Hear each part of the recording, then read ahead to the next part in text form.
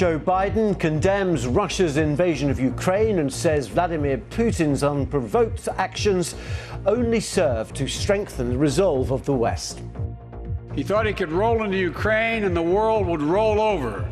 Instead, he met with a wall of strength he never anticipated or imagined. He met the Ukrainian people.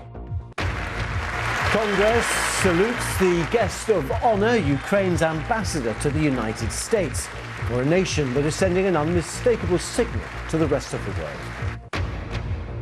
Russian troops are reported to have seized control of the city of Kherson as fighting in Ukraine enters its 7th day.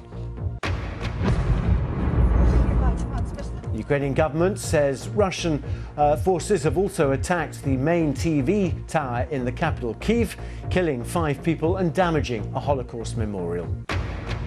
And satellite images show a huge Russian military convoy closing in on the capital. The Pentagon says the troops may have supply problems. Certainly dominating the front pages. Let's start with The Telegraph. Now it leads with Ukrainian President Volodymyr Zelensky pleading with the West to help avert what he said could become a genocide of his people. Here's the Mirror. It also focuses on the President's defiant address to the European Parliament. Blitzed but never beaten, reads the Express headline, highlighting Ukrainian resistance in the face of missile attacks. The Guardian details the scramble by Ukrainian refugees to escape Kyiv.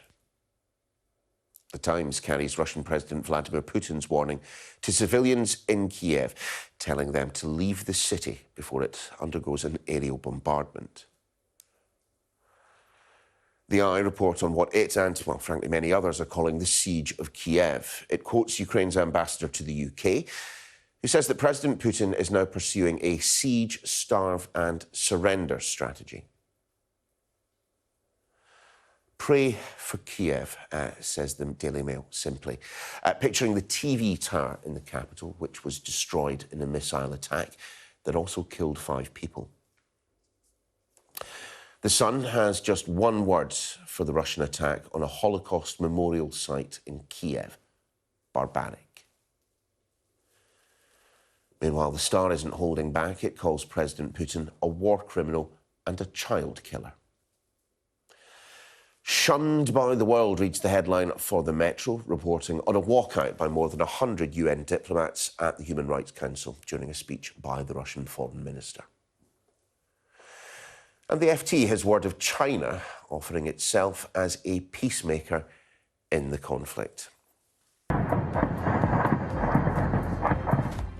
The fighting intensifies in Ukraine, with reports overnight that Russian paratroopers have landed in the second biggest city, Kharkiv.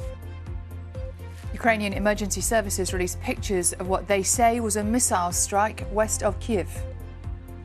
In Washington, President Biden uses his annual State of the Nation speech to describe Vladimir Putin as a dictator.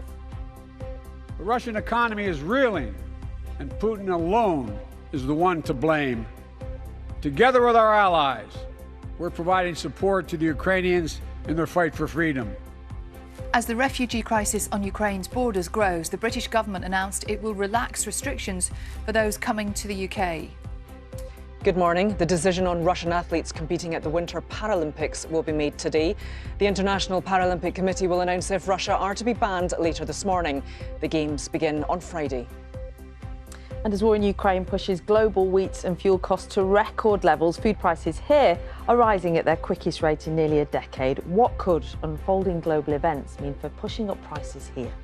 Let's bring you up to date with everything that's happening in Ukraine right now and that's happened overnight. James Reynolds is in the studio and can run us through all the details. Good morning, James. Good morning to you both. Well, let's look at the state of Ukraine on this, the 7th day of the Russian invasion.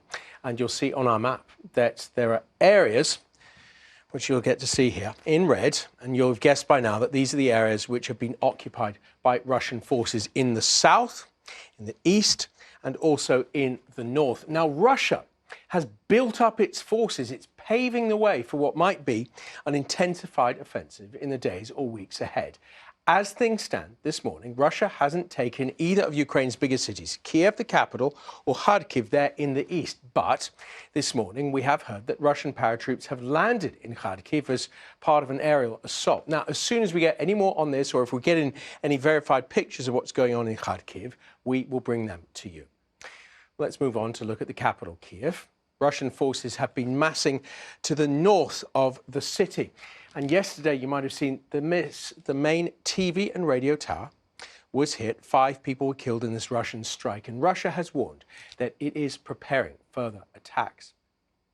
This may be its staging ground. It's stationed a huge military convoy about 20 miles northwest of the capital city. This convoy could eventually be used to try to encircle or besiege the capital city. Looking further south now, the southern city of Kherson, there it is there, which has a population of about 250,000 people, is reported to have fallen to Russian forces. A member of the local council told the BBC that 200 people had been killed, many of them civilians. And for many families across the country, it is simply too dangerous to stay put, and therefore they will try to make their way from any place in Ukraine westwards towards to Poland, and more than 600,000 people have fled so far. Many more might follow. And this is a sense of some of the people who have been fleeing, women and children mostly, because the men have been ordered to stay at home and fight. And that is the situation this morning. Dan Savage.